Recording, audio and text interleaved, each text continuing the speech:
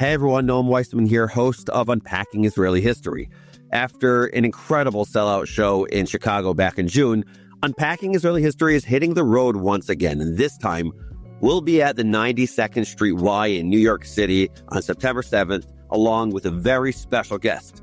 None other than, wait for it, Dan Senor, best-selling author and host of the Call Me Back podcast. Our first show in June was off the charts, and this one promises to be just as epic. So if you're anywhere near New York City, grab your tickets right now at unpacked.bio/UIHNY25. That's unpacked.bio/UIHNY25. And yes, LA friends, Southern California friends, West Coast friends, don't you worry. Your turn is coming soon, November 12th. Stay tuned. But in the meantime, September 7th, see you soon, New York. Go, New York. Go, New York. Go.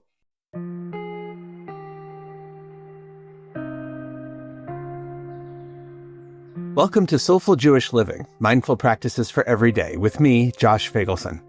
I'm grateful you're here, and I hope you benefit from our time together. There's a classic definition of the word chutzpah, which comes through a joke. A man stands trial for murdering his parents. He's convicted. At the sentencing hearing, he pleads with the judge for mercy. Your Honor, he says, please go easy on me. Remember, I'm an orphan. That's chutzpah. The other night, my son posed a riddle very much in the same spirit. Abba, he said, if a person is a murderer, but they decide not to murder somebody, have they saved a life? Now, as clever as this question is, I think it actually reveals something pretty deep. The Torah has a concept called shev v'al ta'aseh, which literally translates to sit and don't do anything. And it's basically talking about what my son was describing. According to Jewish tradition, there are 365 negative commandments in the Torah. Everything from don't wear garments that contain wool and linen to don't cook a calf in its mother's milk. How do we fulfill these mitzvot? Simply by not doing them. So every moment that you or I aren't murdering someone, we're fulfilling the mitzvah. Which means that, just as I always suspected, my kid is just as clever as the rabbis of the Talmud. I mention all this because we're up to the Sixth Commandment in our exploration of the Ten Commandments as a guide to living a mindful Jewish life. And the Sixth Commandment is just two words. Lo Tirtzach. Don't commit murder. Parenthetical note. It's perhaps important to mention here that the commandment is not don't kill, as it's sometimes inaccurately translated. The Torah does contemplate cases when killing may be justified. It's not a pacifist document, but murder is categorically out. Now, if you can imagine all 10 commandments written out on 2 tablets of stone, as the Torah describes them, you'd have the first 5 on one tablet and the last 5 on the other.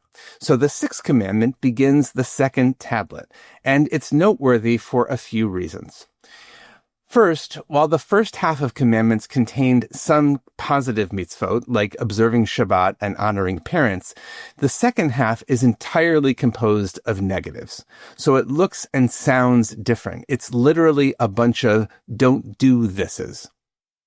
Second, while the first 5 focus on our creators, mostly referring to God, but also our parents, God's partners in creating us, the second 5 commandments are all interpersonal.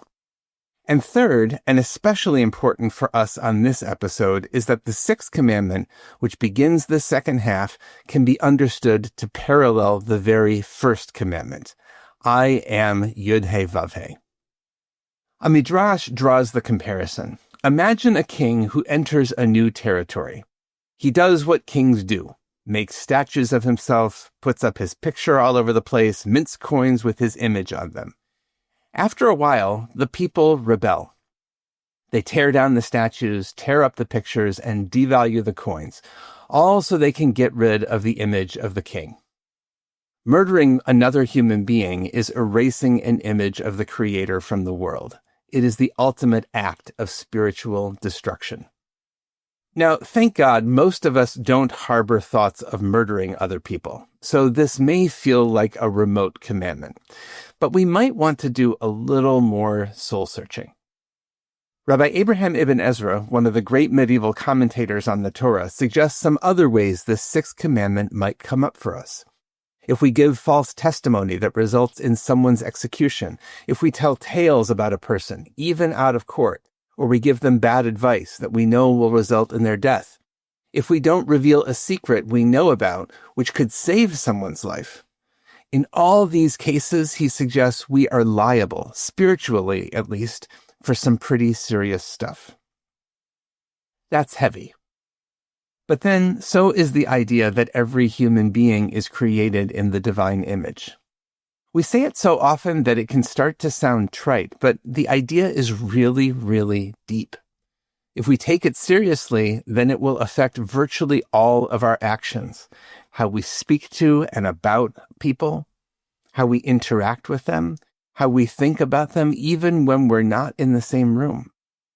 If you pause long enough to consider how many times a day other people come up in your mind, whether they're people in your family, at school or work, in your community, or faceless strangers, you might realize that you have a lot of opportunities to destroy, not destroy, or even uplift and magnify the image of God every single day. Earlier this season, we did a series on ethical mitzvot. We kicked off that series with an episode on this idea of Tselem Elohim, that human beings are created in God's image. So for our practice this week, I want to bring us back to the meditation I shared then, because I think it's just so important and fundamental. As you may remember, this is a practice modeled on the metta practice in Buddhism, which works in concentric circles, starting with ourselves, then to a loved one, then an acquaintance, and then a stranger. In each case, we're going to practice grounding in and extending out three concepts that flow from our creation in the divine image. We are all unique, we are all infinitely valuable, and we're all equal. Begin with 3 good, deep breaths. Let your body arrive. Let your mind settle. And let your attention come to rest on your breath, in and out. And now, on the out-breath, you can say to yourself, I am absolutely unique. On the next out-breath, you can say, I am infinitely valuable. And on the third out-breath, you can say, I am equal to everyone. Now bring to mind someone you're close to, someone you love and care about, and direct the same words to them. You are absolutely unique. You are infinitely valuable. You are equal to everyone.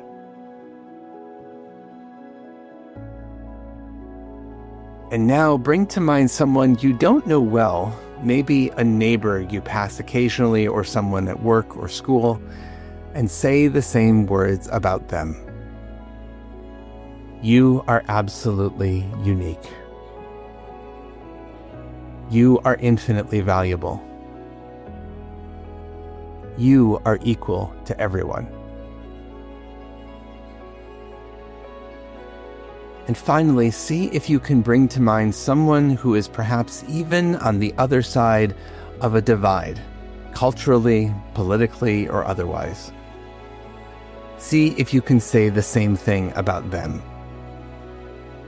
You are absolutely unique. You are infinitely valuable. You are equal to everyone. Keep breathing and notice how you feel. Perhaps a bit lighter and more open, maybe a bit more connected and a little more ready to recognize the divinity that lives inside each of us. That divine spark is our most precious gift. Every moment we tend it is an opportunity to fulfill this sixth commandment and to make the world a little better in the process. Blessings for the journey. Know that I'm on it with you.